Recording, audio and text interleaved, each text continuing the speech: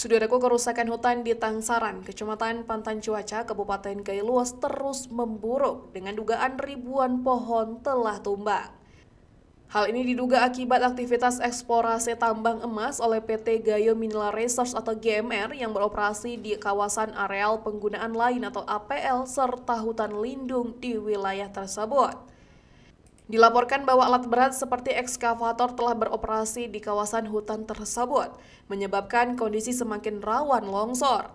Jalur Tangsaran yang menghubungkan Blangkejeren dengan Takengon Aceh Tengah kini semakin terancam akibat pembukaan jalan dan pembelahan gunung untuk keperluan pengoboran tambang oleh perusahaan asal Jakarta itu.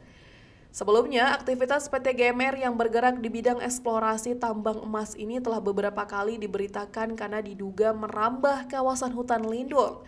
Namun, hingga kini pemerintah daerah dan pihak berwenang terkesan membiarkan tanpa tindakan tegas. Mantan Ketua Dewan Daerah Walhi Aceh, Dr. Nasrul Zaman, menyoroti semakin parahnya kondisi hutan di Kecamatan Pantan Cuaca. Ia menegaskan bahwa kerusakan yang terjadi harus menjadi perhatian serius pemerintah Aceh dan aparat penegak hukum atau APH. Wakil Ketua DPRK Kailuas Ibnu Hasim juga mendesak pemerintah untuk segera mencabut izin operasi PT GMR. Politisi Partai Demokrat yang pernah menjabat sebagai Bupati Kailuas selama 2 periode ini mengungkapkan keprihatinannya atas perusakan kawasan hutan lindung dan APL di Pantai Cuaca. Senada dengan itu, Kepala Dinas Perindustrian Energi dan Sumber Daya Mineral Kailuas, Ridwan, mengonfirmasi bahwa PT GMR memang telah melakukan eksplorasi dan pengeboran di kawasan Tangsaran yang sebagian telah masuk dalam wilayah hutan lindung dan APL. Nasrul Zaman menambahkan bahwa kondisi hutan lindung dan APL di Tangsaran kini dalam keadaan kritis akibat aktivitas tambang tersebut.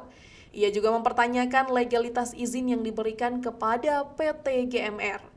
Dengan semakin parahnya kerusakan hutan, masyarakat dan berbagai pihak kini meminta Kapolda Aceh serta pemerintah daerah untuk segera turun tangan guna menghentikan aktivitas yang merusak lingkungan di Gayo Luas. Dari Gayo Luas, Rasi dan Tribun Gayo.